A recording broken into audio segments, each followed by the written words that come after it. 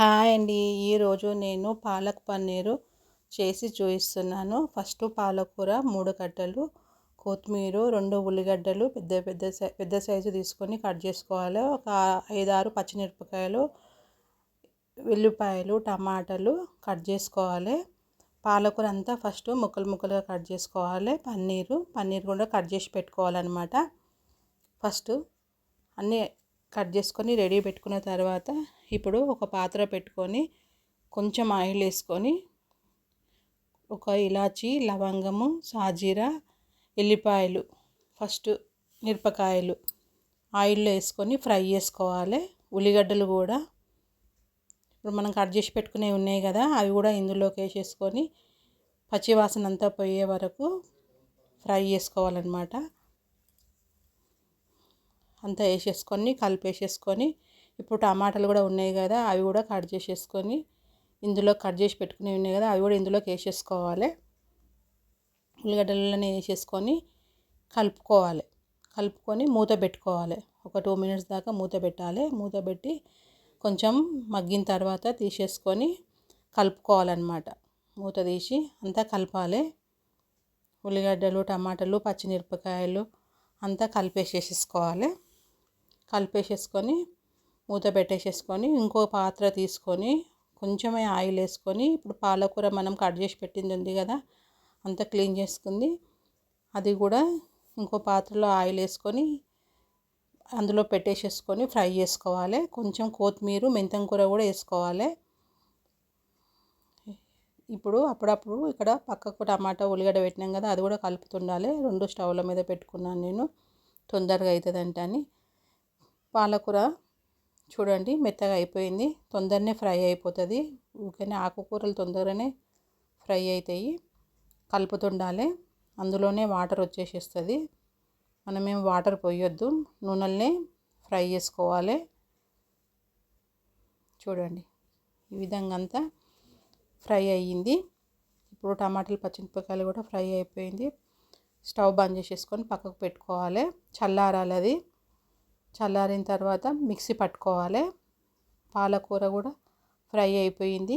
ఇది కూడా స్టవ్ బంద్ చేసేసుకొని 2 చల్లారిన తర్వాత మనము మిక్సీ పట్టుకోవాలి.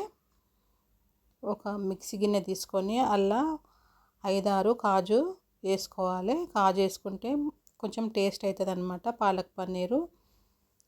తగినంత సాల్ట్, ఫస్ట్ ఉల్లిగడ్డలు, టమాటాలు వేసేసుకొని కొంచెం సాల్ట్ వేసేసుకొని మిక్సీ పట్టుకోవాలి. మెత్తగా పేస్ట్ లాగా పట్టుకోవాలన్నమాట. వాటర్ ఏం పోయొద్దు, అదే పేస్ట్ అయిపోతుంది. చూడండి ఇలా ఈ విధంగా మెత్తగా పేస్ట్ చేసుకోవాలన్నమాట. పేస్ట్ చేసేసుకొని ఇది పక్కన పెట్టేసేసుకుందాము. ఫస్ట్ ఒక గిన్నెలోకి వేసేసుకొని ఇది పక్కకు పెట్టుకొని మళ్ళీ అదే మిక్సీ గిన్నెలోకి మనం పాలకూర ఫ్రై చేసుకున్నాం ఉంది కదా, అది కూడా మిక్సీ గిన్నెలోకి వేసేసుకొని అది కూడా ఫ్రై చేసుకోవాలి. చూడండి ఈ విధంగా మెత్తగా పేస్ట్ చేసుకోవాలి. పాలకూర కూడా పేస్ట్ అయిపోయింది. ఇప్పుడు మళ్ళీ ఒక పాత్ర పెట్టుకొని తగినంత ఆయిల్ వేసుకొని కొంచెం సాజీరా, ఇలాచి వేసేసుకొని దంచుకొని వేసుకోవాలి ఇలాచి. ఇప్పుడు మనం ఫస్ట్ ఉల్లిగడ్డలు, టమాటా పేస్ట్ చేసింది ఉంది కదా, అది ఇందులోకి వేసేసుకోవాలి. ఈ ఆయిల్లోకి వేసేసుకొని కొంచెం ఒక 2 నిమిషాలు ఫ్రై చేసుకోవాలి. పచ్చివాసన అంతా పోయే వరకు ఫ్రై చేసుకోవాలి. ఫ్రై అయిన తర్వాత కొంచెం పసుపు వేసుకోవాలి, తగినంత పసుపు. ఆల్రెడీ మనము ఫస్ట్ పచ్చిమిరపకాయలు వేసుకున్నాం కదా, కారము చూసి వేసుకోండి. నేను సగం స్పూన్ వేసిన రెడ్ కారము వేసేసుకొని కలుపుకోవాలి. ఇప్పుడు మనం పాలకూర కూడా పేస్ట్ చేసి ఉంది కదా, ఇదంతా కొంచెం ఫ్రై అయిన తర్వాత పాలకూర కూడా వేసేసుకోవాలి. వేసేసుకొని మొత్తం అంతా మంచిగా కలుపుకోవాలి. 2 మంచిగా కలపాలి. కలిపిన తర్వాత మనకు గట్టిగా ఉంటుంది, మాడిపోకుండా కొన్ని మనము తగినన్ని వాటరు చూసి పోసుకోవాలి. మరి గట్టిగా ఉంటే కూడా మాడిపోతుంది. అందు గురించి మనము ఎంత పలుచగా తింటామో అంత చూసి కొన్ని వాటర్ వేసుకోవాలి. ఒక చిన్న టీ కప్పెడు పడతాయి పోసుకోవాలి, లేకపోతే మాడిపోతుంది. పోసుకొని అంతా కలిపేసేసుకోవాలి. కలుపుకొని ఒక 5 మినిట్స్ స్టవ్ సిమ్లో పెట్టుకోవాలి, హైలో పెట్టుకోవద్దు. మంచిగా ఉడికించుకోవాలి. ఇదంతా మూత పెట్టేసుకొని ఒక 5 మినిట్స్ అయిన తర్వాత తీసి చూడాలి. చూడండి, ఇట్లా మంచిగా ఉడకాలి. ఆయిల్ అంతా పైకి వచ్చే వరకు బాగా ఉడికించుకోవాలి. ఇప్పుడు కలుపుకోవాలి, లేకపోతే కింద మాడిపోతుంది. అప్పుడప్పుడు తీసి చూస్తుండాలి. ఇప్పుడు అంతా ఉడికిపోయింది. ఇప్పుడు కొంచెం ధనియాల పొడి, కొంచెం కసూరి మెంతి వేసుకోవాలి.